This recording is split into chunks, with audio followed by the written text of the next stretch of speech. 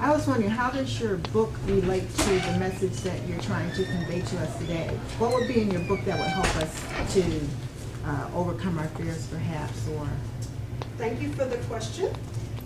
What we're talking about today, the Dreaming Big and Focus Small, are essentially the destination there roadmaps that I have in the back of the book. Your destination there is your ideal place in life. So today we're talking from a business perspective, but it could be anything, actually. Your ideal place. What is it that's for a student? You're graduating, you've been working your 4 years or whatever it is, now you're finally walking across that stage. It's that feeling of, I did it, I'm there, I finally, got this done. It's your feeling of there. So identifying your goal, you're there, your milestones, breaking it down into smaller pieces, but with dates also, figuring out the barriers that would be in your way. Again, if you can anticipate what might come, then you can figure out how to move around it or through it. Then also, what did you learn along the journey? And then celebrating once you get to there. That's one thing I did not say, but that's another important part, actually.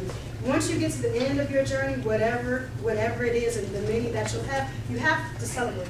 And I'll just tell you this, once I left my job and knew for a fact I would sign on the line, I'm done, I'm out, resigned, bye.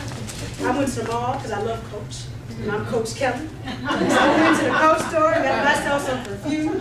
So now that was my celebration for myself, because I love it anyway. But that was how I celebrated. Now, everybody has to buy perfume. You go get ice cream cone, whatever it is that you want to do. But that's what I talk about in here from the perspective of having a balanced life based on relationships, health, spirituality, and finances. So that's the focus in here, but you can relate it to your business as well. There are also reflection questions at the end of each section.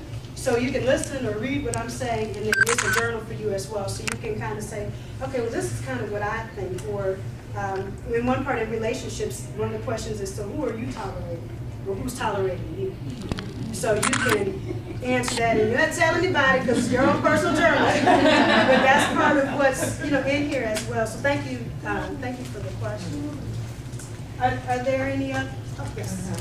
I just wanted to ask, what is your idea of a perfect foundation, of a business foundation? What is considered a good foundation to grow from? Are there any major, or just generic components that we could use to work with? Number one is you have to have a plan. You have to have your business plan, which also includes your marketing plan. And your business plan needs to look at all of the pieces as far as what are your strengths, how are you unique, what are the weaknesses. If there probably other businesses out there that sell insurance or benefits and things, so how are you unique for those businesses? What are the opportunities in the industry, what are the threats? So your SWOT analysis. The money piece needs to come in there. How much do you have saved for your business, not to live on, but how much money do you have for your business that's for your business that you can use it to spend, and as money comes in, it goes back specifically into there.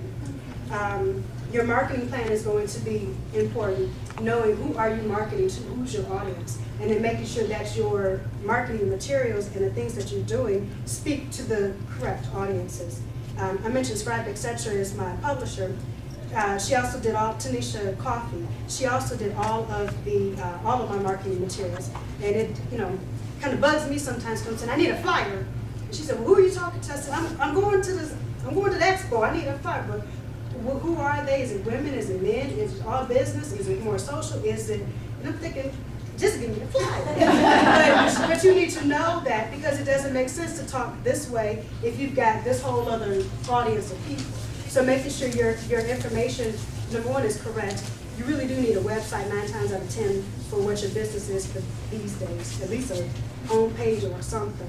And a business card. I have a coach for myself. She told me once you get a business card, you're in business. Because you got to be able to communicate, like you all are here today. If you just say, the lady that had on the, you're not going to remember that. So you need to be able to give something and get something from somebody as well. So have your plan and the marketing, the finances, and of course, I'd be remiss if I didn't say, you need a business coach like me. I have to say that part is, because that's part of what I do. Set your business plans and personal plans as far as coaching is what I do. Work with entrepreneurs and small businesses, religious organizations to get your plans in place for that. I don't go to the offices to fill out your business license and those things, but we look at the things that we talked about today as far as what is it that you want to have and how do you get there. So I help you to fill that gap, to close that gap essentially. So, and the coaching generally is over the phone because it shouldn't be something that gets in your way. It should be something that helps you. It's usually 45 minutes, 3 times per month, but it can vary depending on what you're doing. And usually I ask for a 3-month commitment because you've got to have a chance to get to know each other, start working together, figure out what your goals are, what you want to have happen, and then give us time to actually do it so you can see the results of your investment. Did that answer your question? Yeah, that was good, thank you. You're welcome, yes. Are you based in?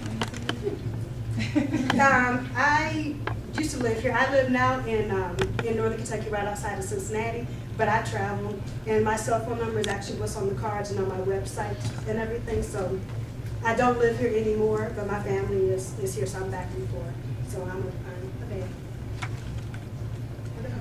Do you refer any other services to people? Say if someone needs a lawyer or needs an agent or needs different things, do you help refer? Actually, as I'm meeting people, I do, if I really understand what it is that they need, I'm not responsible for that. I don't have anything worked out with people where I'm only going to refer her to you. I don't do that, but as I'm networking, I've actually started a group in Kentucky for lady entrepreneurs with growth strategies at Legs.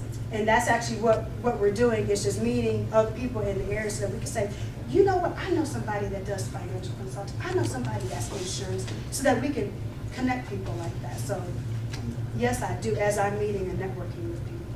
If there's something specific that you need, we can kind of talk about that. I might know somebody. I'm glad to do that. Other questions? Was this helpful? Very good. Yay! That was Thank you. I really appreciate it. I hope you all got something from this. I believe she's passed out information with her contact information. Her website is very helpful, but like she said, she's right out here. Take advantage of her, and she is always back and forth visiting families. So if you see yourself needing her, you have a resource that's been presented. So again, thank you so much.